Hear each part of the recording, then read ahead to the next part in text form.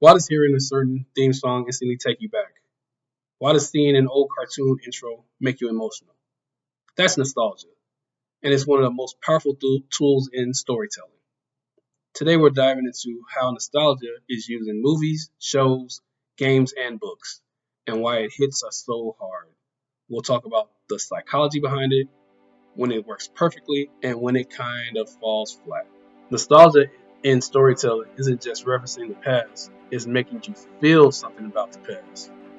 It can come from many forms. A reboot like Cobra Kai, which brings back old characters and music. A retro style show like Stranger Things, packed with 80s aesthetics and Dungeons and Dragons. Or even a simple visual like grainy VHS filters, neon fonts, or 8-bit game music. Nostalgia says, hey, remember this? You felt something then, and you're feeling it again. And good storytelling knows how to use that to full emotional effect. Psychologists say nostalgia triggers parts of the brain linked to memory, safety, and emotions. When a story taps into those memories, even if they are fictional, it creates comfort. And here's the kicker, it doesn't have to be your memory.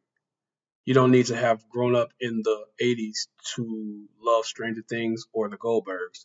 The tone, music, and visuals suggest something familiar. Nostalgia makes the new feel safe, like we've been there before. It lowers our defenses. It makes us care faster. Let's talk about some stories that really got it right. Cobra Kai took the original Karate Kid characters and aged them just like we aged. That real time progression hit home. I agree with that. I love Karate Kid when I was a kid, and it the Karate Kid, the Cobra Kai brought back all the feels, seeing all those characters that we grew up with, like Johnny and Daniel. It was if Mr. Miyagi was alive and he was in it, it would have been even better. Stranger Things, synthwave music, VHS intros, walkie-talkies, all of it taps into collective memory, even for people who weren't alive in the 80s. Um, that that those visuals drove me to watch that show when it first came out.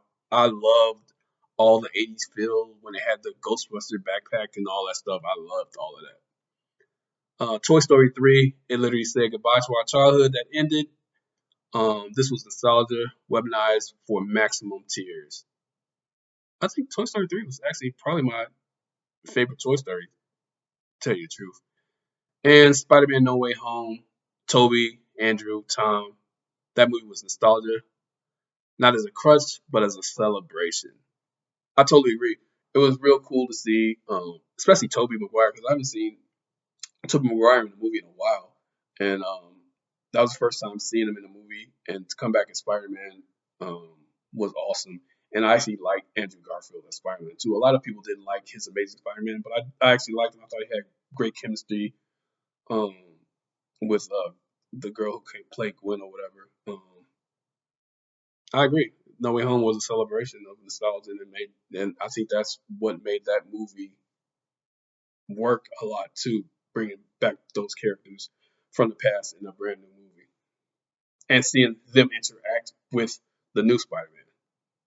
But let's be honest, nostalgia can also be lazy. Sometimes studios think that throwing in a few retro references equals good storytelling, but without emotional depth or new ideas, it just feels hollow. Some examples: Space Jam: A New Legacy tried to shove every Warner's Brother IP into one movie. It felt more like a commercial than a story. I'm not a fan of Space Jam anyway. Um, I didn't like the first one, and I definitely didn't like the second one, especially with no Michael Jordan in it, even though Michael Jordan's a terrible actor. Um, it didn't work, and I don't think it even made a lot of money, the second Space Jam. The Mummy reboot, nostalgia for a franchise without the charm or tone that made the original fun. I totally agree with that. The Mummy with Tom Cruise was definitely not as good as the Mummy with Brendan Fraser. It was definitely trying to take you back to a time when the Mummy was good, because the first two Mummy movies were fantastic, and just Tom Cruise is not the type of guy that you would bring back for a franchise like that. They wanted to make it into a whole different thing too, a whole Mummy universe, and that didn't work because that movie didn't work. I don't think they could have brought back Brendan Fraser, but I don't know, the nostalgia on that movie just um, didn't work. In a world that moves fast and feels uncertain, nostalgia offers comfort. That's why it's everywhere, not just in big movies, but in indie games, fashion, TikTok trends, even YouTube. When done right, nostalgia connects generations. It brings us back while still moving the story forward. Um, I'm a big fan of nostalgia. I do a lot of videos on old video games and old cartoons and old movies. I like that stuff. Like I said, it brings back good memories of past situations and stuff like that. So I'm a big fan of nostalgia. I know a lot of people love looking back. I try not to overdo it. Um, but when it's done right, it really does bring back all the good feelings that you had back in the day, or back when you saw that certain feature, like when they brought out the Transformers movie, the first Transformers movie. That shit felt like I was a kid again watching Transformers for the first time.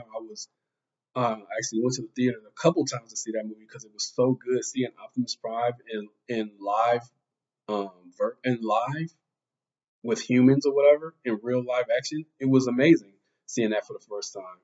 I thoroughly enjoy when movie theaters bring back old IP and it's done right. So nostalgia is good sometimes, and it's excellent sometimes, and sometimes it's just not good at all. Like when they bring back um shit that shouldn't, like they keep doing the Smurfs thing. The Smurfs don't work. They got a new Smurfs movie come back. That I like the Smurfs as a kid, but it just doesn't work today. My final thoughts on this: nostalgia isn't just a trend; it's a storytelling tool. When writers and creators use it with intention, it can deepen emotional impact, connect people, and turn a good story into a timeless one. That's what I'm trying to do when I make these videos. Especially when I talk about old stuff that I used to like growing up, whatever. Just tap into the good times. And in this world, sometimes you need a good laugh sometimes, or a good memory.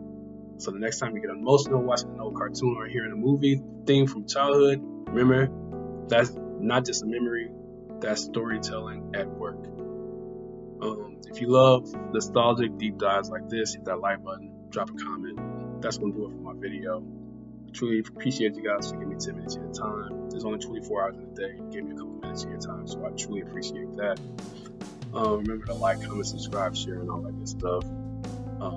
Thank you guys. I truly appreciate it. Have a good one, and I will get at y'all on the next one later.